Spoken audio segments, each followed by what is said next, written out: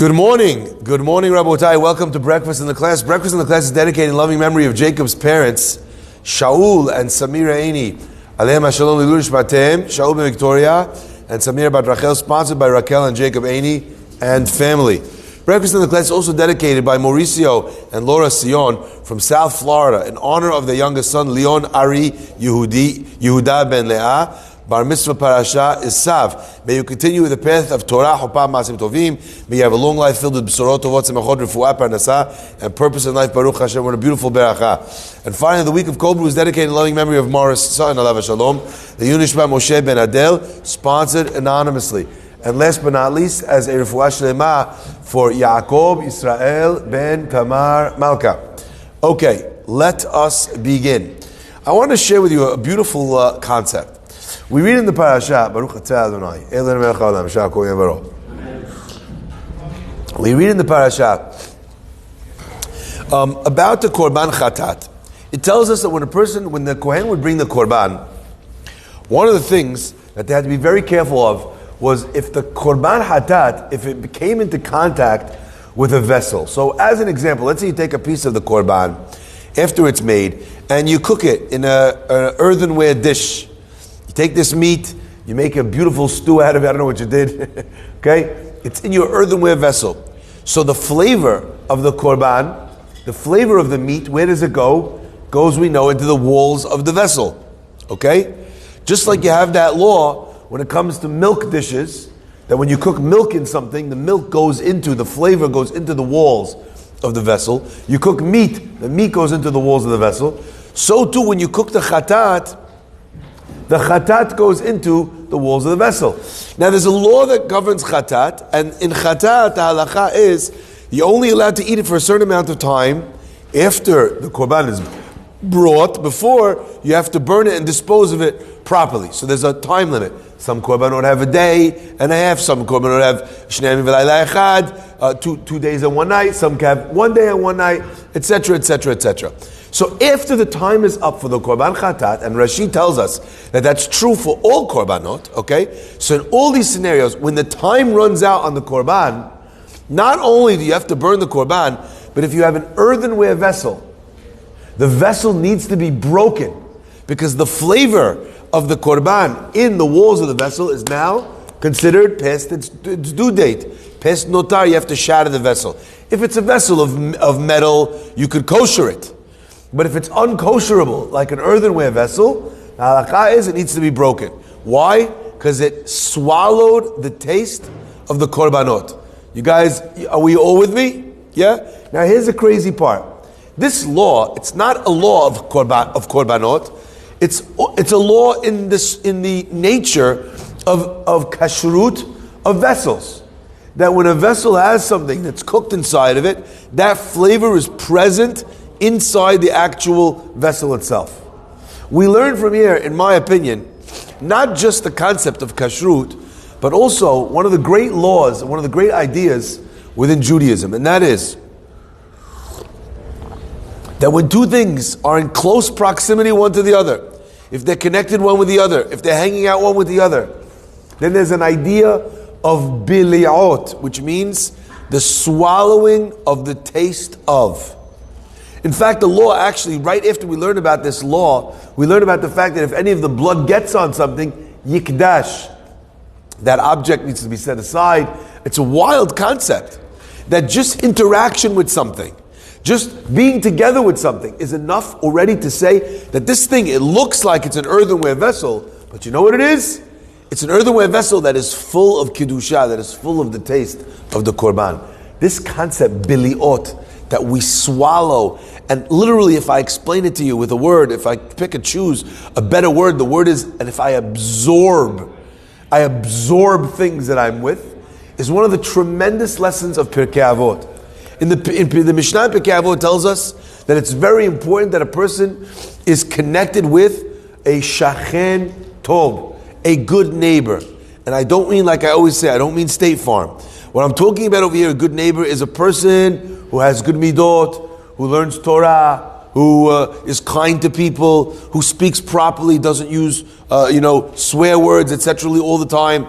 These types of things, my friends, They rub off on a person, they penetrate a person, and they permeate a person to the point that there are some types of absorption that the only way to fix that absorption is to literally break the vessel and start again.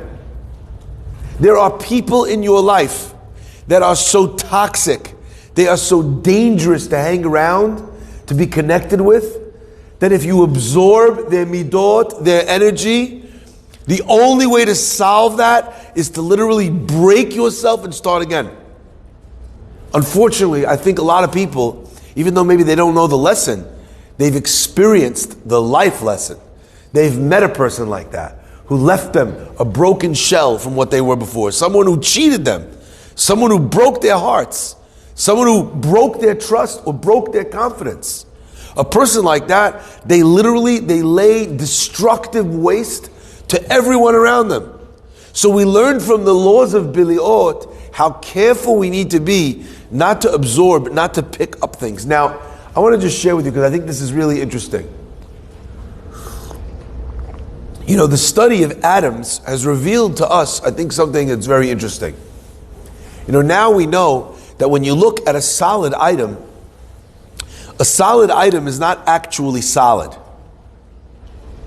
That solid item is literally denser atomic, it's a denser state of atomic structure. So a thing which is thicker or denser or harder is something where the atoms are much closer together. And they're revolving, everything is much closer. There's less space, if you will, again, to borrow a term, between the moving atoms. Something which is more porous has perhaps a less dense atomic structure, okay? So a less dense item has more space, if you will, between. But everything, effectively, has space. From the understanding of the atomic nature of things in our world, we learn that there is not a thing on earth which is not in some way porous, which does not have in some way a little bit of space inside of it or them to be able to be filled, to be able to be impacted. And it is to this end that I always say that when you meet someone who they say has a heart of stone, stone can also absorb. What's the point in being nice to them? What's the point in making an effort with my husband, with my mother? She's bitter, she's an angry old woman. Her heart is a heart of stone. Stone also absorbs. It just takes a lot more impact, it takes a lot more effort, it takes a lot more connection, right? But we know that if you pour water on a stone for long enough, it will create a hole directly through the stone. Don't give up. People absorb. Now this concept, it applies in 3 different lanes. The concept of absorption, of biliot. The first element of absorption is with regards to the fact, be careful who you hang out with. An old phrase goes, you want to know someone, if I want to understand you, if I want to know you, if I want to, grasp who you are, introduce me to your friends. If I've met the totality of your closest friends, I know who you are.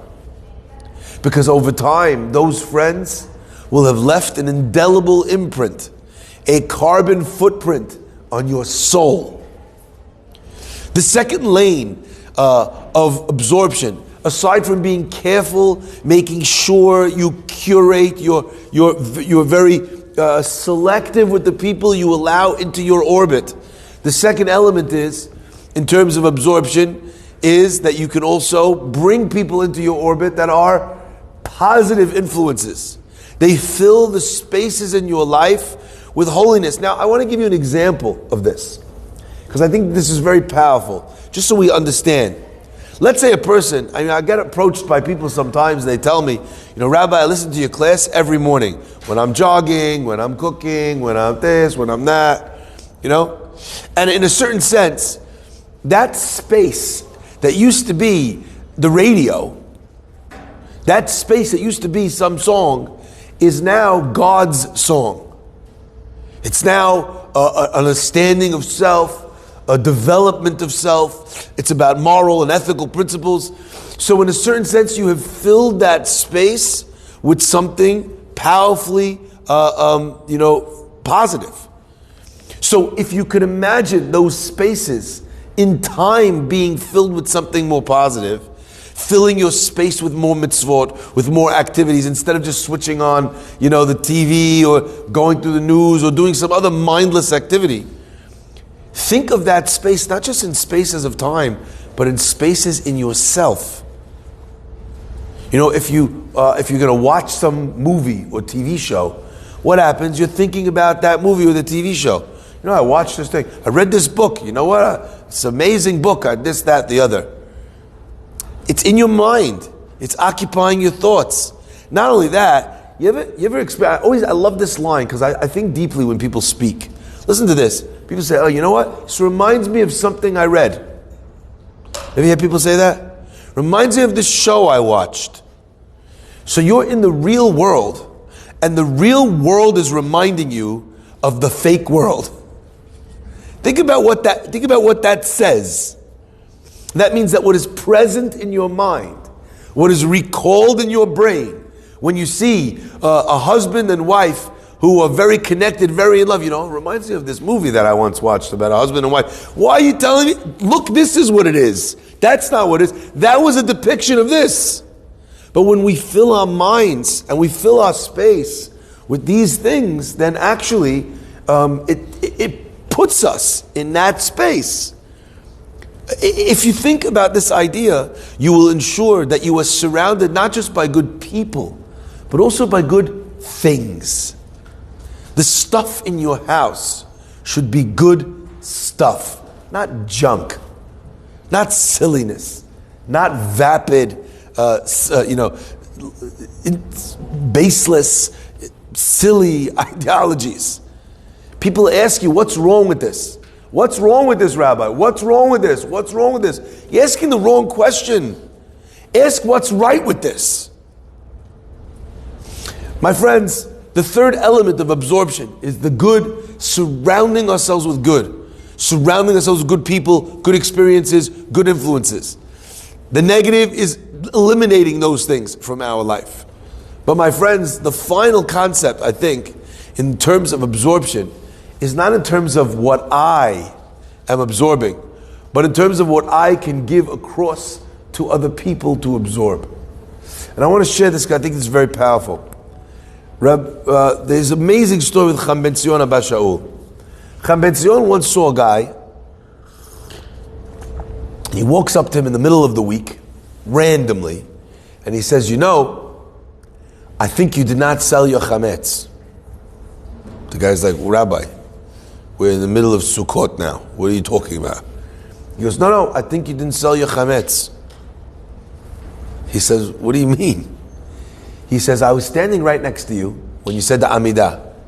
At the end of the Amidah you said, V'nafshi ke'afar lachol tiyeh, which means that my soul, ke'afar, like dust, lachol tiyeh, to everybody. My soul should be like dust to everybody. Everybody walks on dust. So I should be somebody that, I'm not so caught up on ceremony. It's not that I don't feel that I'm so important, that I'm the be all and end all of the universe. It's okay for me to be a little bit, humbled. He says, and then you walked out of shul, and I saw someone bumped into you by mistake, and you slapped him across the face. And I was thinking, says Cham Ben Zion, that if you just said, you afar lakol tiyeh, you should be dust that's trodden on, and then someone by mistake bumps into you and slap him in the face, that means that the type of dust or your relationship with afar is that it's not allowed to be stepped on, it's not allowed to be bumped into, it needs to be treated with the utmost respect. The guy says, okay, Rabbi, where are you going with all this? He says, well, when we do bitul chametz, we say that our chametz should be ke'afra de'ara, like the dust. But your dust is very expensive. Your dust is very precious. Your dust is full of all of kabod. So when you said your chametz should be like dust, it's a very special thing. I don't think you sold your chametz. First of all, what a genius way of giving someone tochacha, slowly leading him down the path until you give him the punchline. So you didn't hit him right away. You brought the guy to an understanding. He's saying it in a nice way. My friends, so many of us, the element, and I love to point this out, our midot, for most of us, we think are elements that are reactive. They take place in the world when a certain thing happens. When someone bumps into you, do you lose your temper? When someone is playing music at night, a couple minutes after the time that they're supposed to play music in your apartment building, do you go ape? Or you're mental, yelling, screaming. If someone didn't invite you to a simcha, if someone didn't say hello to you, if someone was in the middle of a conversation, and this happens all the time as a rabbi, you're in the middle of a conversation with someone else will walk right up to you and say, hey, how's it going, Rabbi? It happens all the time. And then they're offended that you didn't answer them. Like, I can't believe it, Rabbi, it's so rude. You didn't talk to me. No. He was in the middle of talking to someone else. It would have been rude of him to stop in the middle of this conversation with that person to literally start talking to you. That's right. Sometimes we think about midot as the way we respond to situations. But there's a whole other kind of midot, a whole other realm of midot, and that is the energy and the vibe that you put across to people. Before anyone said anything, you walked in the room. Did you walk in?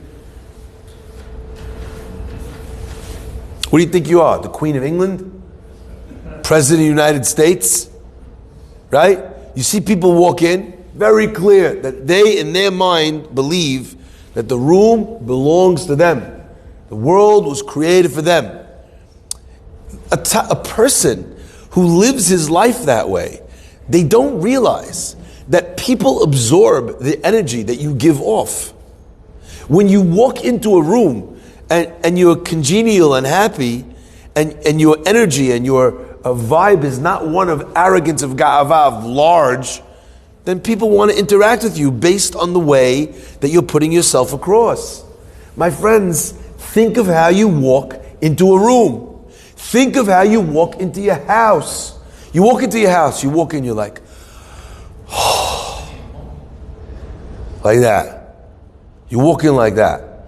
What's your wife's first thought? You didn't say anything. Steer clear of this guy.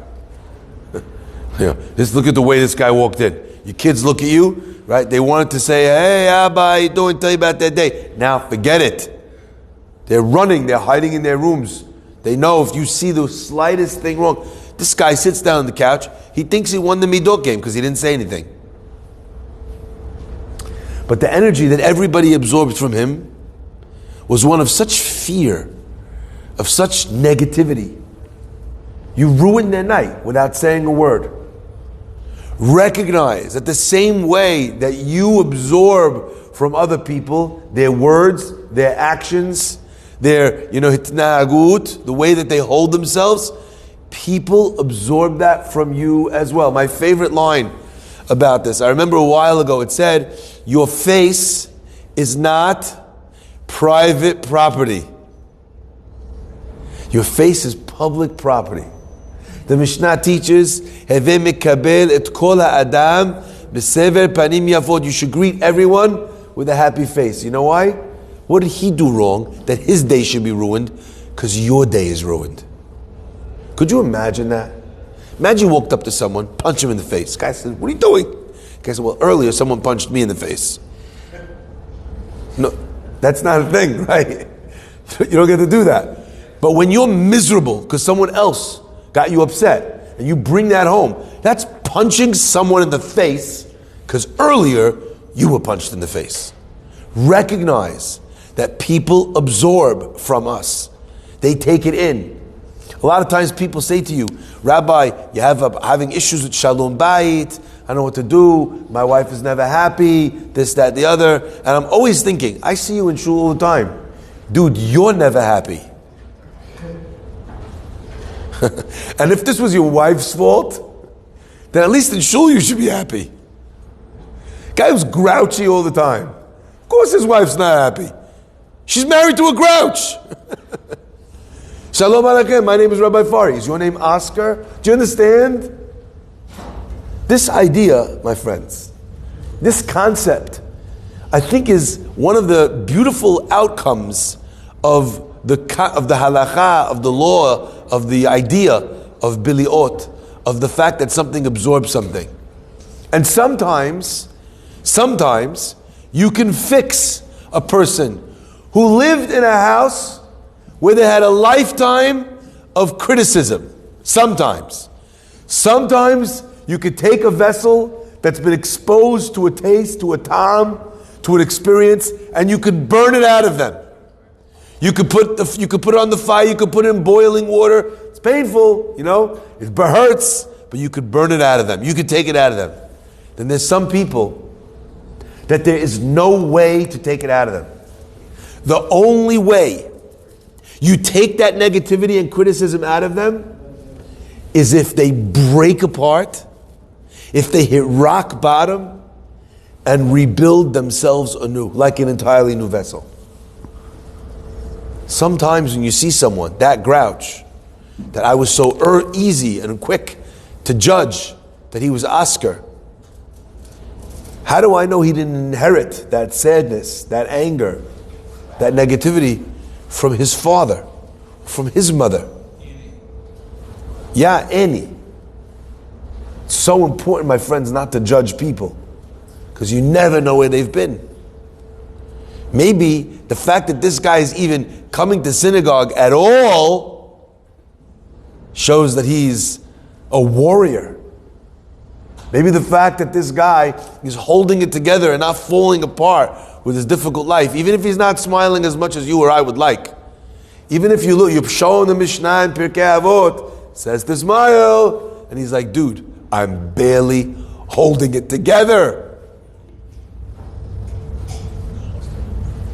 So there's two ways to deal with a person like that. One way is, like we said, to judge him, to teach him, to talk to him.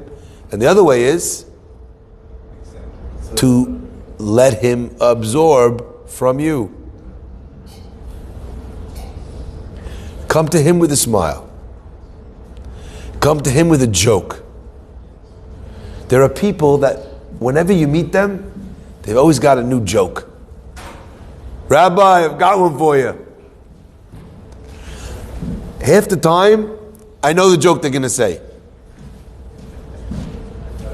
But it brings them so much joy to tell me the joke that I sit and I'm like, oh, that's a great one. Fantastic. Never heard that one before.